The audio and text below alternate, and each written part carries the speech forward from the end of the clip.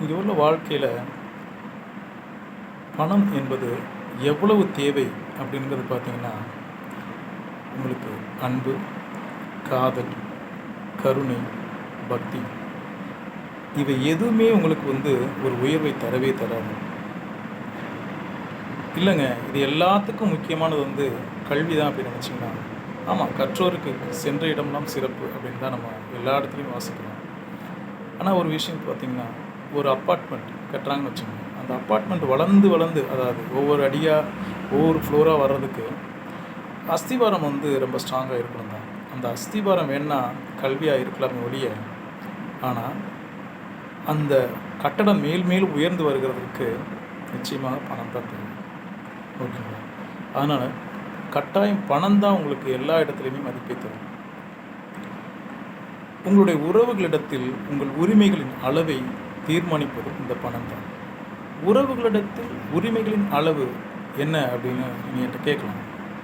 பார்த்தீங்கன்னா, இப்போ உங்கள் உறவுகளிடத்தில் உங்கள் சகோதரனாக இருக்கலாம், உங்கள் சகோதரியாக இருக்கலாம். அங்கே ஒரு குழந்தை, அவங்களோட குழந்தை இன்னும் ஏதோ ஒரு சிறு தவறு செஞ்சிச்சுன்னு வச்சுக்கோங்க. நீங்கள் போயிட்டு அந்த குழந்தையை கண்டிக்கிறீங்க.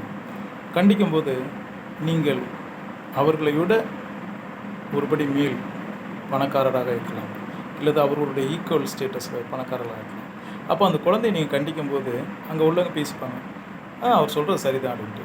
அதே இது நீங்கள் மிகவும் தாழ்த்தப்பட்ட நிலையில், அதாவது அவர்களிடத்தில் நீங்கள் யாசகம் கேட்கும் நிலையில் இருப்பீர்கள் என்றால், பணம் இல்லாதவர்களாக இருப்பீர்கள் என்றால், அவங்க என்ன சொல்லுவாங்க தெரியுங்களா? ரொம்ப சிம்பிளாக, ஏய் வந்தியா, உன் வேலையை பார்த்தியா அப்படின்னு போ. என் பிள்ளையை பற்றி எனக்கு தெரியாதா, நான் பார்த்துக்கிறேன், உன் வேலையை மட்டும் போ அப்படின்னு தான் சொல்லுவாங்க. இதுதான் நம்ம உறவுகளிடத்தில் நம்ம உறவுகளின் உரிமையின் அளவை தீர்மானிக்கக்கூடியது. ஸோ அங்கமும் பணம் தான் முக்கியமான வேலையாக செய்யுது. பணம் தான் முக்கியமான வேலையை செய்யுது. அதே மாதிரி பார்த்திங்கன்னா, உங்களுடைய பிள்ளைகள் இருக்காங்க இல்லையா, அவர்களிடத்தில் அந்த பாசத்தின் ஆழத்தின் அளவையும் பணம் தான் தீர்மானிக்குது. எப்படின்னு பார்த்தீங்கன்னா, உங்கள் பிள்ளைங்களுக்கு நீங்கள் எதுவுமே சேர்த்து வைக்காமல் நீங்கள் செத்து போயிட்டீங்கன்னு வச்சுக்கோங்க. அந்த பிள்ளை சொல்லும், ஆமாம், எங்கள் அப்பா இருந்தான் லாஸ்ட் வரைக்கும் 10 பைசா சேர்த்து வைக்காமல் இந்த மாதிரி எங்கள் நடுத்தரில் விட்டு போயிட்டாங்க. இதை நீங்கள் நல்லா சம்பாரித்து நல்ல பணத்தை சேர்த்து வச்சுட்டு போனீங்கன்னா, உங்கள் பிள்ளைங்க, எங்கள் அப்பா மாதிரி பெரிய ஆள் தான், அவரை மாதிரிலாம் நம்மளால் இருக்க முடியாது. நீங்கள் 1000 மோசமான கேரக்டராக கூட இருக்கலாம், ஆனால் பணம் உங்களுடைய எல்லா தவறுகளையும் மறைக்கும். இதுதான் முக்கியமான விஷயம். ஸோ பணம் தான் ரொம்ப முக்கியம் இந்த உலகத்தில். அதனால் நம்ம எப்போவுமே பணம் பண்ணுறதுல ரொம்ப குறிக்கோளாக இருக்கணும். ஏன்னா அந்த வயசுக்குள்ளே நம்ம பணத்தை சேர்த்தே ஆகணும். இந்த பணம் தான் பார்த்திங்கன்னா உங்களுடைய வாழ்க்கையோட கடைசி நேரத்தையும் அதுதான் தீர்மானிக்கிறது.